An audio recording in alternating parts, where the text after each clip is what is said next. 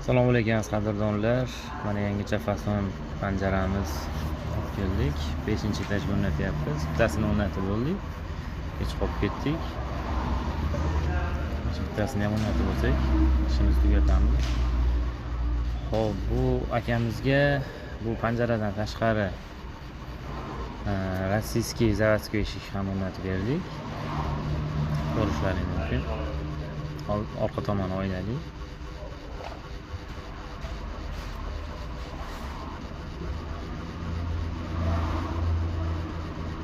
%96 eshigimiz bunisi. Bu tomonda oshxonalarning panjarasini qo'yib bo'ldik. Qo'yilgan holati mana. Aynilarni chiqarib tashladik, ko'p qo'ydik. Shunday qo'yib qo'ydik. Hali yorug' domlar bana aka.